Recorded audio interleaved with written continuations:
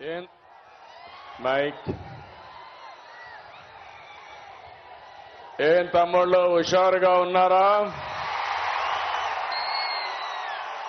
మా యువతను చూస్తున్నా చాలా జోరుగా ఉన్నారు, హుషారుగా ఉన్నారు.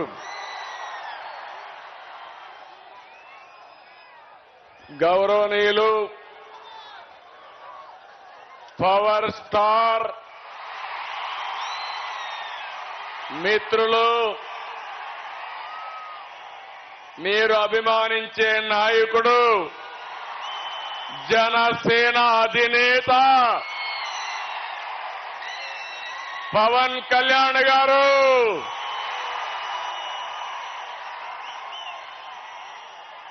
గౌరవనీయులు నటసింహ బాలకృష్ణ గారు, తెలుగుదేశం జనసేన వేదిక పైన అగ్రనాయకత్వం అంతా ఉన్నారు. ఆ నాయకత్వానికి నా ముందర మిమ్మల్ని చూస్తా ఉంటే కొండనైనా బద్దలు చేస్తామనే ధైర్యం ఇచ్చినటువంటి తెలుగుదేశం జనసేన సైనికులందరికీ అభినందనలు, శుభాభినందనలు. తెలుగు జన విజయకేతనం జెండా సభ ఇది. ఈ రోజు 28వ తారీఖు ఫిబ్రవరి నెల 2024 తాడేపల్లిగూడెం చరిత్ర తిరగరాసే రోజు ఈ రోజని మరొక్కసారి మీ అందరికీ విజ్ఞప్తి చేస్తున్నా. అవునా కాదా తమ్ముళ్ళు అని మిమ్మల్ని అడుగుతున్నా. అవునా కాదా ఆడబిడ్డలని మిమ్మల్ని అడుగుతున్నా. రాష్ట్రాన్ని తమ్ముళ్ళు మనం ఇక్కడ మాట్లాడుకునేది బయట కూడా చూపించాలి. నాకు ఎదురుగా ఉండే అందరూ మీ జెండాలు దించాలి. తెలుగుదేశం జనసేన జెండాలు దించి మీటింగ్ అవుతానే మళ్ళా ఎగరేద్దాం. కొంచెం దించండి, లేకుంటే మడిచి పెట్టుకోండి. బ్యానర్ కూడా తమ్ముడు, బ్యానర్ కూడా భీమవరం బ్యానర్ కూడా నువ్వు సంసిద్ధం నాకు తెలుసు. బ్యానర్ కూడా దించండి దయచేసి. క్రమశిక్షణ కలిగిన మా తమ్ముళ్ళు, యువత మనం పోరాడవలసింది. వైఎస్ఆర్ కాంగ్రెస్ దొంగలున్నారు, దొంగల పైన పోరాడుతున్నాం. రాష్ట్రాన్ని కాపాడుకోవడం కోసం రెండు పార్టీలు కలిసిన తర్వాత జరుగుతున్న మొదటి ఎన్నికల ప్రచార సభ ఇది. ఈ సభ ఆంధ్రప్రదేశ్ రాష్ట్రం యొక్క దశ దిశ మార్చబోతుంది. అహంకారంతో రాష్ట్రాన్ని విధ్వంసం చేసిన పాలకుల్ని తరిమి తరిమి కొట్టడానికి ప్రజలు సిద్ధంగా ఉన్నారు. ఈ తాడేపల్లిగూడెం సభ చూస్తే తాడేపల్లి ప్యాలెస్ కంపించిపోతుంది. అవునా కాదా అని మిమ్మల్ని అడుగుతున్నా. ఈ సభ స్పందన శుభ సూచకం. త్వరలో రాష్ట్రానికి మళ్లీ నవోదయం అది జరుగుతుంది. వచ్చే ఎన్నికలు రాష్ట్రానికి అత్యంత కీలకం. అందుకే రెండు పార్టీలు కలిసి బరిలో దిగాయి. మేము చేతులు కలిపింది మా కోసం కాదు, మా పార్టీల అధికారం కోసం కాదు, నా కోసమో పవన్ కళ్యాణ్ గారికి అధికారం కోసం కాదని మరొక్కసారి మీ అందరికీ విజ్ఞప్తి చేస్తున్నాను. మేము చేతులు కలిపింది రాష్ట్రం కోసం, 5 కోట్ల భవిష్యత్తు కోసం. ఇక్కడుండే యువత, విద్యార్థులు, పుట్టిన బిడ్డల కోసం, పుట్టబోయే బిడ్డల కోసం, వారి భవిష్యత్తు కోసం మేము కలిశామని చెప్పి కూడా నేను మీకు తెలియజేస్తున్నా. విధ్వంసమైన రాష్ట్రాన్ని నిలబెట్టడానికి చేతులు కలిపాం. హత్యకు గురైన ప్రజాస్వామ్యాన్ని తిరిగి బతికించడానికి మేము చేతులు కలిపాం. దెబ్బతిన్న రైతాంగం కోసం, మీ బిడ్డల ఉద్యోగాల కోసం కలిసి బరిలో దిగాం. ప్రభుత్వ బాధలతో చిత్రమవుతున్న పేదవాడిని కాపాడడానికి ఇద్దరం కలిసి అడుగేస్తున్నాం. మా పొత్తు వైసీపీ విముక్త ఆంధ్రప్రదేశ్ కోసం, తెలుగువాడి ఆత్మగౌరవాన్ని కాపాడడం కోసం నేను అడుగుతున్నా. తెలుగు వారికి రోషం ఉందా తమ్ముళ్ళు అని అడుగుతున్నా. మాకు రోషం ఉంది, సత్తా చూపిస్తామని గట్టిగా చప్పట్లు కొట్టి హర్షాన్ని ఆమోదాన్ని తెలియజేయండి. ఒక వ్యక్తి అహంకారం వల్ల జరిగిన నష్టాన్ని ఒక సీనియర్ నేతగా నేను చూస్తూ ఊరుకొండలేను. అదే సమయంలో ప్రశ్నించే, ఎదిరించే తత్వం ఉన్న పవన్ కళ్యాణ్ కూడా మౌనంగా ఉండలేరని మరొక్కసారి మీకు విజ్ఞప్తి చేస్తున్నా. అందుకే ఇది ప్రజలు కుదిర్చిన పొత్తు, జనం కోరుకున్న పొత్తు, రాష్ట్రంలో వెలుగు నింపే పొత్తు. అవునంటే గట్టిగా ఆమోదం తెలియజేయండి. రాష్ట్ర పునర్నిర్మాణం కోసం మాతో చేతులు కలపండి, మాతో అడుగేయండి మనస్ఫూర్తిగా మిమ్మల్ని అందరినీ కోరుకుంటున్నా. అదే సమయంలో మీరు ఒక్కసారి చూస్తే రాష్ట్ర పరిస్థితి అందరం అర్థం చేసుకోవాలి. 2014 గతాన్ని ఒకసారి నెమరు వేసుకుని భవిష్యత్తుకు నాంది పలకాల్సిన బాధ్యత మనందరికీ ఉంది. 2014 ఏ విధంగా ఉందో ఒక్కసారి మీరు ఆలోచిస్తే, విభజన జరిగింది, హేతుబద్ధత లేదు.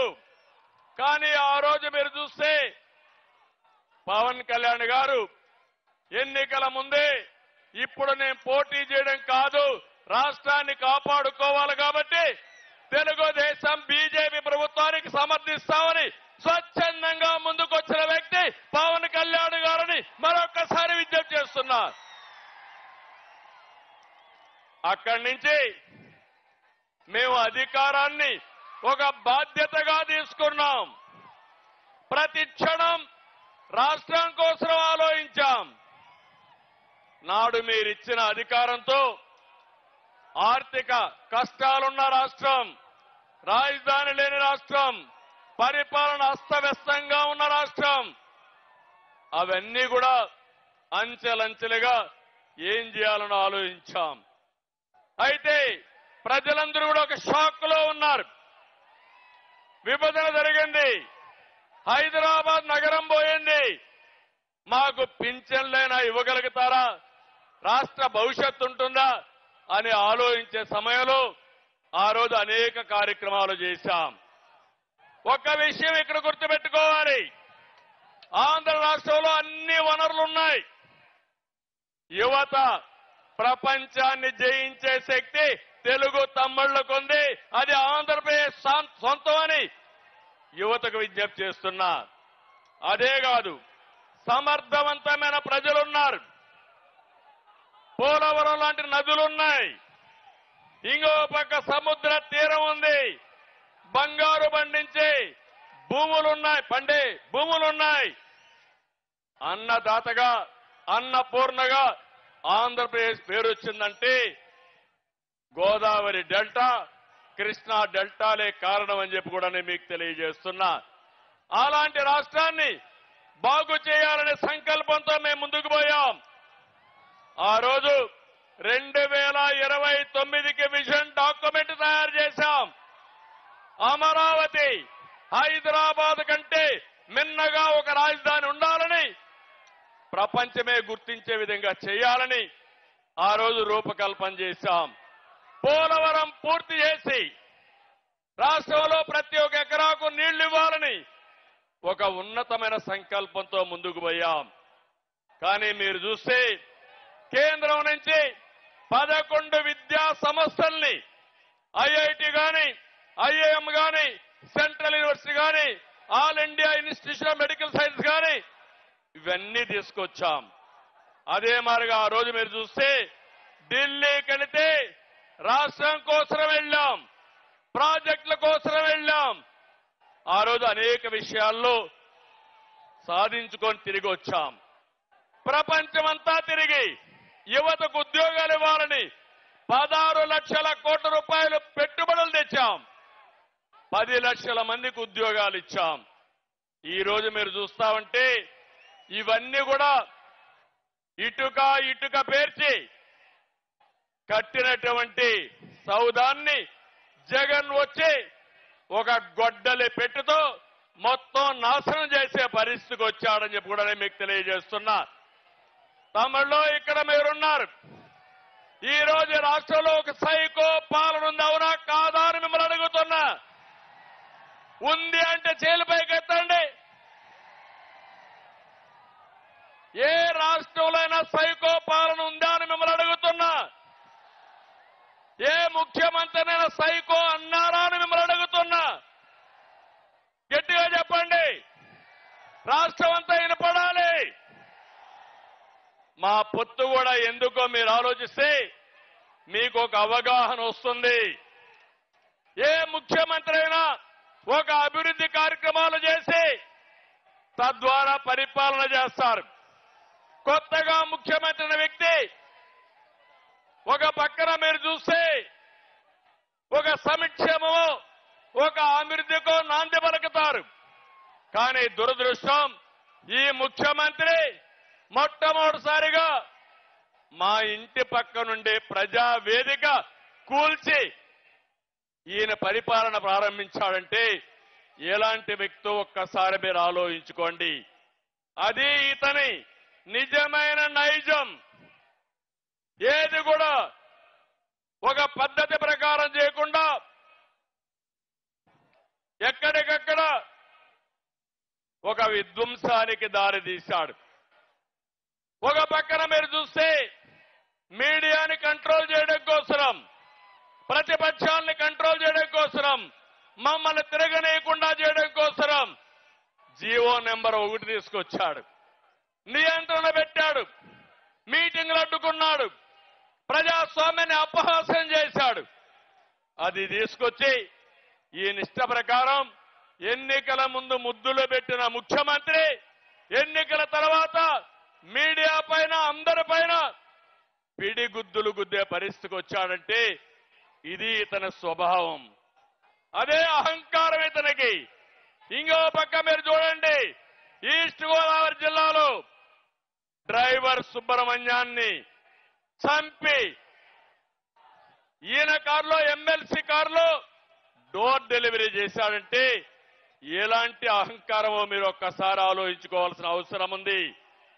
అన్నా క్యాంటీన్ పెడితే 5 రూపాయలకే ఒక పూట తిండి పెడితే అలాంటి అన్నా క్యాంటీన్ని మూసేయడమే కాదు, అన్నా క్యాంటీన్ ద్వారా అన్నం పెట్టకూడదన్న దుర్మార్గుడు. అలాంటి వాడిని మీరు చూస్తే ఇది ఒక పెత్తందారీ వ్యవస్థకు నిదర్శనం అని చెప్పి కూడా నేను మీకు తెలియజేస్తున్నా. రాజధానిని అడ్డుకున్నారని ఆ రాజధాని మీద శాసన మండలిలో బిల్లు పాస్ చేశారని శాసన మండలి రద్దు చేయాలని పోయాడంటే ఎంత అధికార దుర్వినియోగం మీరు ఆలోచించుకోవాల్సిన అవసరం ఉంది. మాస్క్ అడిగిన దళిత డాక్టర్ సుధాకర్ ని పిచ్చోడిని చేసి చంపేశారు. ఇది అతని అరాచకానికి పరాకాష్ట అని చెప్పి కూడా నేను మీకు తెలియజేస్తున్నా.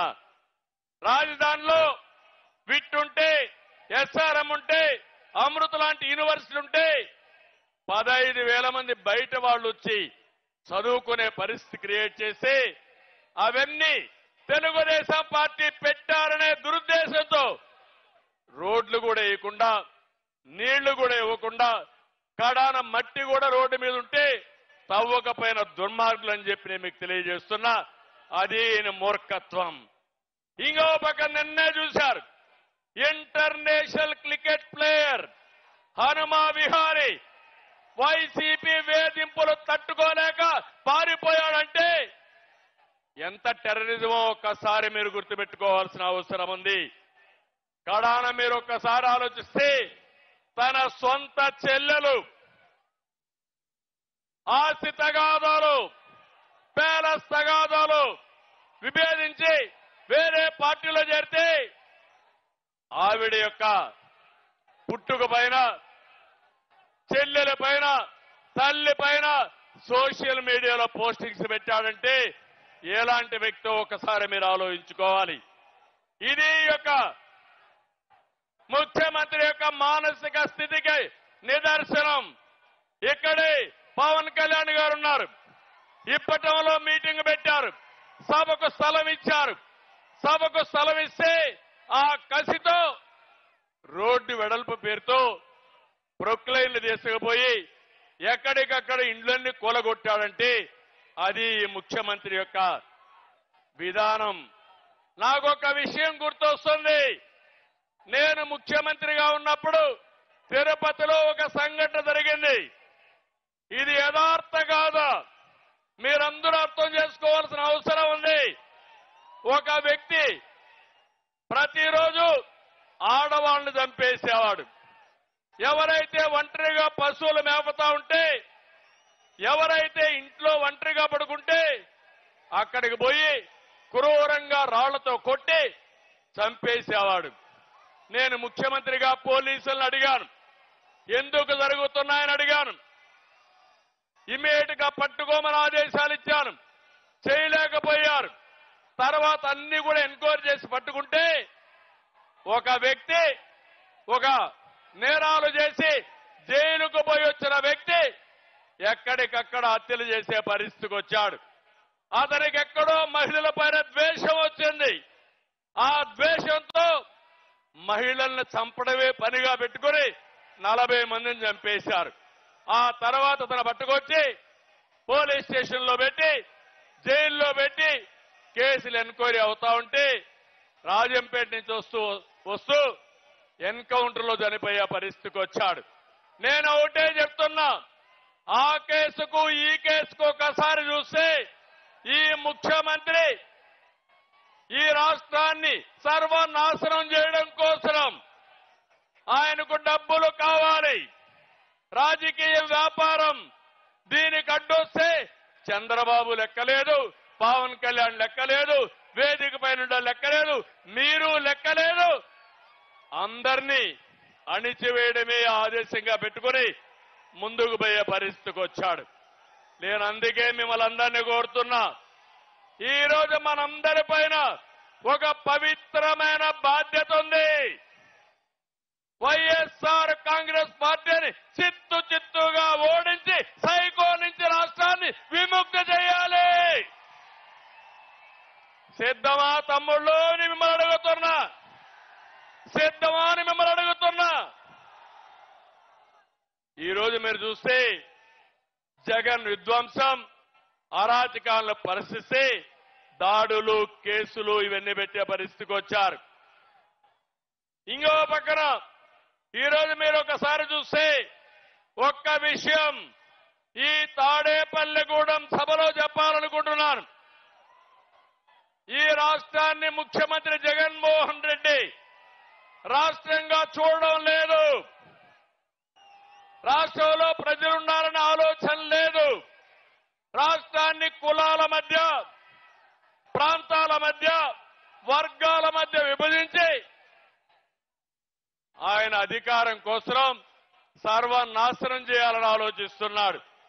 నేను ఒకటే మిమ్మల్ని కోరుతున్నాను, కులాలు కూడబెట్టవు. మంచి పాలకులు, మంచి ప్రభుత్వం మాత్రమే మన జీవితాలను మారుస్తున్నాయి. అట్లా కాకుండా ఒక చెడు వ్యక్తి వస్తే ఆ కులం వాళ్ళు కూడా సర్వనాశనం అయ్యే పరిస్థితికి వస్తారు. ఈ విషయం మీరు గుర్తుపెట్టుకోండి.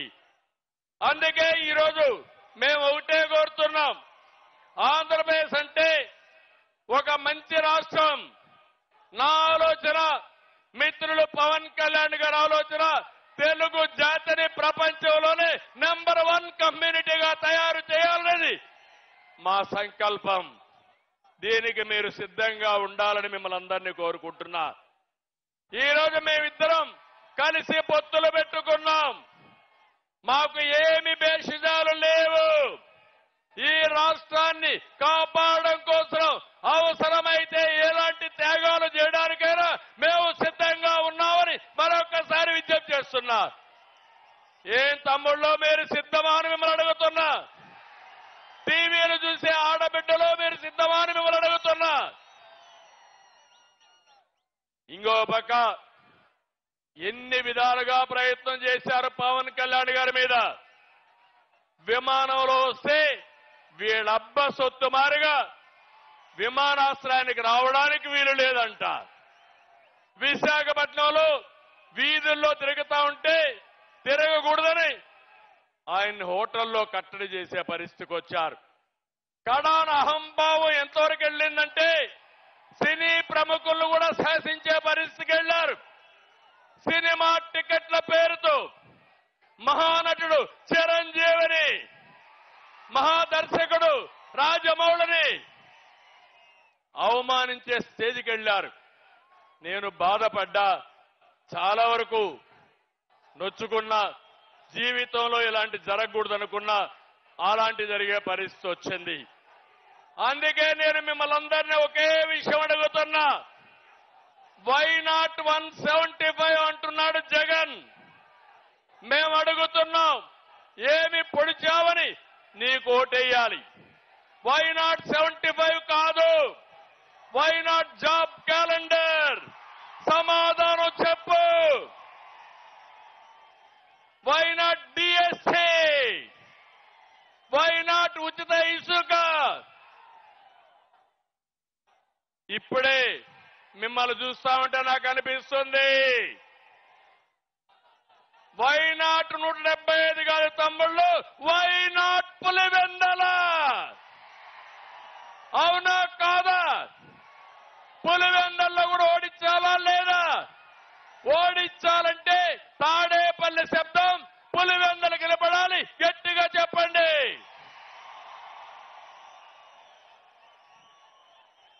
నేను ఒకటే చెప్తున్నా, ఇవన్నీ వదిలిపెట్టు జగన్మోహన్ రెడ్డి. ఊ కిల్డ్ బాబాయ్? ఊ కిల్డ్ బాబాయ్? సమాధానం చెప్పమని సవాలు విసురుతున్నా. న్యాయమవునా కాదా యువత? తమ్ముళ్ళు, ఇంకో పక్క జగన్ ఒక బ్లఫ్ మాస్టర్. అవునా కాదా? బ్లఫ్ మాస్టర్ అవునా కాదా? మామూలుగా బ్లఫ్ మాస్టర్ అంటే అబద్ధాలు పదే పదే చెప్పడం, రెండో చేయని పనుల్ని చేసినట్టు చెప్పుకోవడం. ఇది చేసే వ్యక్తుల్ని బ్లఫ్ మాస్టర్ అంటారు. ఒకప్పుడు నేను చూశాను ఊరల్లో కణికట్టు కట్టేవాళ్లు. కణికట్టు అంటే ఉన్నది లేని పదే పదే చెప్పి మనల్ని నమ్మించాలని ప్రయత్నం చేసేవారు. అలాంటి వ్యక్తి జగన్మోహన్ రెడ్డి. నేను అడుగుతున్నా, 25 మంది ఎంపీలు ఇస్తే ప్రత్యేక హోదా తెస్తా అన్నావు, తెచ్చారా అని అడుగుతున్నా. మద్యపాన నిషేధం చేస్తా ఉన్నావు, చేశావా అని అడుగుతున్నా. సిపిఎస్ రద్దు చేస్తా అన్నాడు, చేశాడా అని నేను అడుగుతున్నా. నిన్ననే కుప్పం చూశారు తమ్ముళ్ళు, పేపర్లో వచ్చింది. నా నియోజకవర్గం 35 ఏళ్లుగా ఎమ్మెల్యేగా ఉన్నా, అక్కడ ముఖ్యమంత్రిగా ఉన్నా. కుప్పానికి నీళ్లని ఈ ముఖ్యమంత్రి నాటకాలు వేశాడు. నేరుగా కుప్పం వెళ్ళాడు, ట్యాంకర్లో నీళ్లు తీసుకుపోయాడు, కాలువల్లో నీళ్లు పెట్టాడు. అక్కడి నుంచి మీరు చూస్తే కొత్తగా గేట్లు తీసుకుపోయాడు. ఇవి చూస్తే మా పవన్ కళ్యాణ్ గారు గాని మా జయకృష్ణ ఏ మాత్రం లాభం లేదు. సినిమా సెట్టింగ్ వేశాడు, నీళ్లు వదిలిపెట్టాడు, సాయంత్రం వదిలిపెట్టి వచ్చాడు.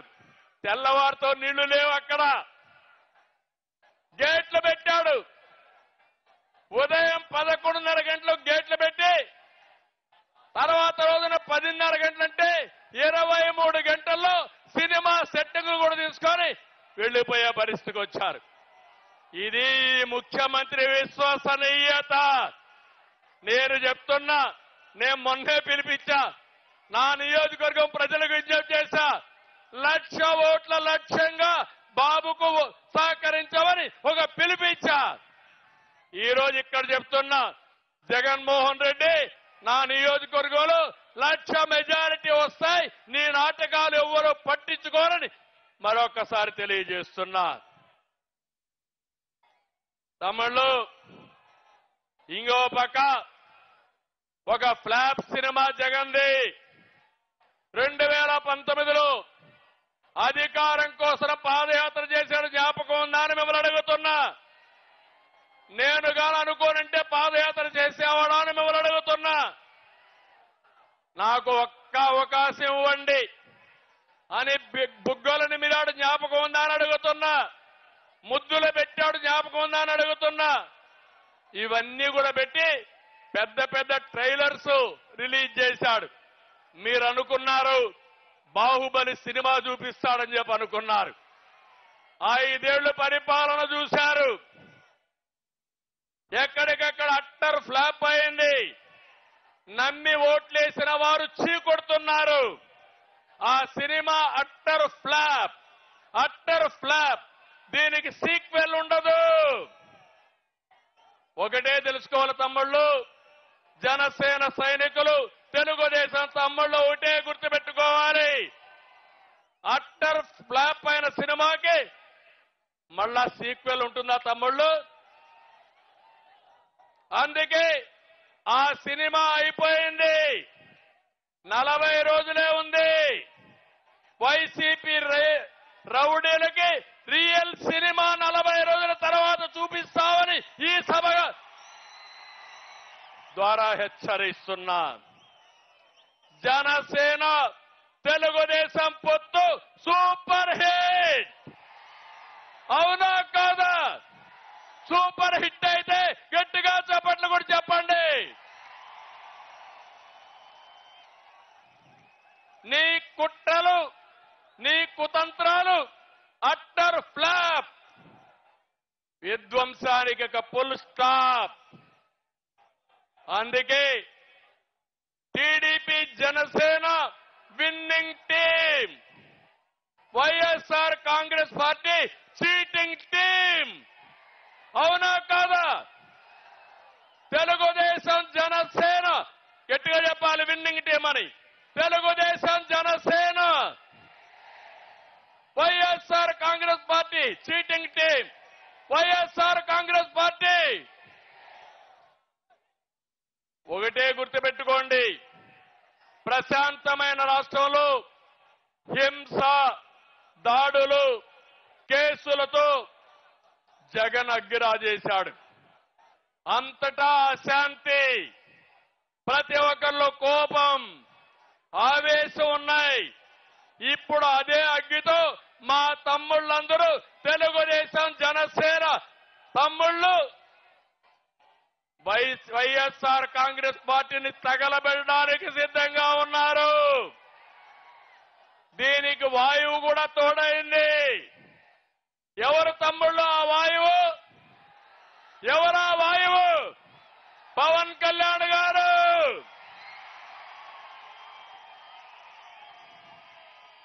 ఇక అగ్గికి వాయువు తోడైతే ఏమవుతుంది? వైఎస్ఆర్ కాంగ్రెస్ పార్టీ బుగ్గైపోతుంది. అవునా కాదా అని మిమ్మల్ని అడుగుతున్నా. అందుకే ఈరోజు మీ అందరికీ ఒకటే విజ్ఞప్తి చేస్తున్నా. మేమిద్దరం కలయిక ఈ రాష్ట్ర భవిష్యత్తు కోసం చేసిన కలయిక. ఈరోజు 99 సీట్లు అనౌన్స్ చేశాం, మిగిలిన సీట్లు కూడా అనౌన్స్ చేస్తాం. ఈ 2 కూడా మీ ఆశీర్వాదాల కోసం మొదటి మీటింగు ఈ తాడేపల్లిగూడెంలో పెట్టాం. ఇది చూసిన తర్వాత నాకు అర్థమైపోయింది, ఈ గెలుపు ఎవ్వడు ఆపలేడు. గెలుపు మనదే, అవునా కాదా? అయితే మేము కూడా ఒక బాధ్యతగా అభ్యర్థుల ఎంపిక కూడా చేస్తున్నాం. 1,30,00,000 మందిని ప్రజాభిప్రాయం సేకరణ చేసి ఎక్కడికక్కడ అవగాహన చేసి ప్రజల్లో ఎవరుంటారో వాళ్ళనే అభ్యర్థులుగా పెట్టడానికి ముందుకెళ్తున్నాం. ఈ అభ్యర్థులు చూసిన తర్వాత జగన్లో భయం మొదలైంది. దీంతో మళ్ళా అభ్యర్థులు మారుస్తానంటున్నాడు. మన అభ్యర్థులు విద్యావంతులు, పేరున్న వారు. జగన్ అభ్యర్థులు స్మగ్లర్లు, రౌడీలు. వైసీపీ అభ్యర్థులు మళ్ళా గెలిస్తే రక్షణ ఉంటుందా అని మిమ్మల్ని అడుగుతున్నా. అందుకే బూతులు మాఫియా నేతలు కావాలన్నా, ప్రజలకు సేవ చేసి మంచి వ్యక్తులు కావాలన్నా మీరే ఆలోచించండి. రాష్ట్రాన్ని పునర్నిర్మాణం చేసుకోవాలి. మంచి చేయాలని తపన మాలో ఉంది, సంకల్పం ఉంది, బాధ్యత ఉంది. కావాల్సింది మీ మద్దతు ఇస్తామని ఆశీర్వదించమని మరొక్కసారి కోరుతున్నా. జగన్ రాష్ట్రాన్ని ఎలా దోచుకోవాలో స్కెచ్ ఉంది. మా దగ్గర రాష్ట్రాన్ని ఎలా అభివృద్ధి చేయాలి, ఎలా నిలబెట్టాలని బ్లూ ప్రింట్ ఉందని మీ అందరికీ విజ్ఞప్తి చేస్తున్నా. బాధుడు లేకుండా సంక్షేమం చేస్తాం, కోతలు లేకుండా పథకాలు ఇస్తాం, పెట్టుబడులు తెచ్చి సంపద సృష్టిస్తాం, నీళ్లు ఇచ్చి రైతులు బతికిస్తాం, యువతకు ఉద్యోగాలు ఇస్తాం. ఈ మాఫియా పాలకుడు తాను దోచుకున్న డబ్బులతో మళ్ళా మీ దగ్గరకు వస్తున్నాడు. నేను ఒకటే మిమ్మల్ని కోరుతున్నా, మేము సంపాదించే సంపద ద్వారా వచ్చే ఆదాయం ఈ పేదవాళ్ళకే ఇస్తాం. అది అనునిత్యం జరుగుతుందని చెప్పి కూడా నేను మీకు తెలియజేస్తున్నా. అందుకే సూపర్ 6 అనే కార్యక్రమం తీసుకొచ్చాం. రేపో ఎల్లుండో మళ్ళీ అన్ని వర్గాల్ని న్యాయం చేసేట్టుగా బీసీ డిక్లరేషన్ ఇస్తాం, ఎస్సీకి డిక్లరేషన్ ఇస్తాం, ఎస్టీల కోసం ఆలోచిస్తాం, మైనారిటీల కోసం చేస్తాం, మహిళల కోసం ఆలోచిస్తాం, రైతుల కోసం ఆలోచిస్తాం. కడకు ఉద్యోగులు కూడా న్యాయం చేసే విధంగా తెలుగుదేశం పార్టీ జనసేన ఎన్నికల మేనిఫెస్టో తొందరలోనే రిలీజ్ చేస్తామని ఈ సభ ద్వారా మీకు తెలియజేస్తున్నా. అందుకే ఒక్క విషయం నేను మిమ్మల్ని అందరినీ కోరుతున్నా. ఈరోజు ఈ పవిత్రమైన సభలో, రాష్ట్రాన్ని కాపాడే ఈ మహాసభలో ఒకే విషయం మిమ్మల్ని కోరుతున్నా. మనం ఐక్యంగా ఉండడానికి, ఈ రాష్ట్రం బాగు కాకుండా చూడడానికి అనేక కుట్రలు కుతంత్రాలు చేస్తారు. ప్రతి ఒక్క వ్యక్తి అప్రమత్తంగా ఉండాలి. ఆ అప్రమత్తంగా లేకపోతే రాష్ట్రం నాశనం అయిపోతే, రాష్ట్రం నష్టపోతే అందులో కూడా మనం కూడా బాగాలి. అందుకే అందరికీ సీట్లు ఇవ్వలేకపోవచ్చు, కానీ అటు జనసేన ఇటు తెలుగుదేశం కోరుకున్న వాళ్ళందరికీ సీట్లు ఇవ్వలేం. కానీ ఒకటి మాత్రం మేము హామీ ఇస్తున్నా ఈ మహాసభలో, పవన్ కళ్యాణ్ గారి సమక్షంలో. అది ఏంటంటే, పని చేసిన ప్రతి ఒక్క కార్యకర్తకు, నాయకుడికి న్యాయం చేసే బాధ్యత ఈ రెండు పార్టీలు, ఈ ఇద్దరు నాయకులు మేము తీసుకుంటాం. ఒక్క విషయం మీరు గుర్తుపెట్టుకోండి, నేతలు ఎవరు ఎగోగు పోవద్దండి. ఎవరు ఎక్కువ కాదు, ఒకరు తక్కువ కాదు. ఒక పార్టీ వెనకాన మరో పార్టీ నడవడం లేదు. రెండు పార్టీలు కలిసి అడుగులేస్తున్నాం. పార్టీల నిర్ణయాన్ని ఆదేశాల్ని అర్థం చేసుకున్న తెలుగుదేశం జనసేనకులకి శిరస్సు వంచి నా నమస్కారాలు తెలియజేస్తున్నా. ఈ విషయం ప్రతి ఒక్కరూ అర్థం చేసుకోవాల్సిన అవసరం ఉంది. ఒక అనుభవంతో చెప్తున్నా, రాష్ట్రానికి న్యాయం చేయాలనే సంకల్పంతో పవన్ కళ్యాణ్ గారు, నేను ఈ మహా ఉద్యమానికి శ్రీకారం చుట్టామని చెప్పి కూడా నేను మీకు తెలియజేస్తున్నా. ప్రజల జీవితాల్ని ఛిద్రం చేసిన ఫ్యాన్ని టీడీపీ జనసేన కొట్టే దెబ్బకు ముక్కలైపోవాలి. చేస్తారా తమ్ముళ్ళని మిమ్మల్ని అడుగుతున్నా. కలిసి పని చేయండి. కష్టపడి పనిచేయండి. అలాంటి కార్యకర్తలకు నష్టం జరగకుండా చూసే బాధ్యత మాది. పొత్తు గెలవాలి, రాష్ట్రం నిలవాలి, ప్రజల బ్రతుకులు వెలగాలి. టీడీపీ జనసేన పొత్తు సూపర్ హిట్. ఆంధ్రప్రదేశ్ ఇక అన్స్టాపబుల్. ఆంధ్రప్రదేశ్ ఇంకా అన్స్టాపబుల్.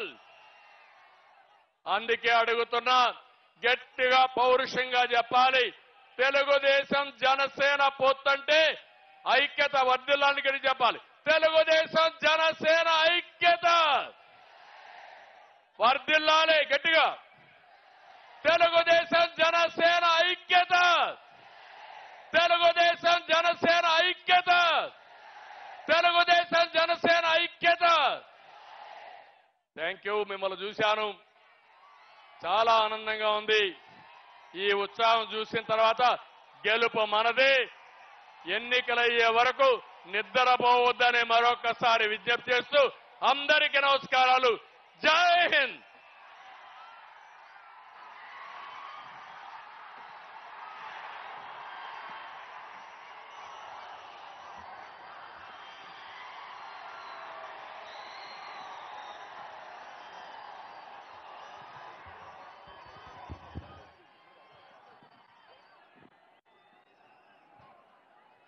పెద్దలు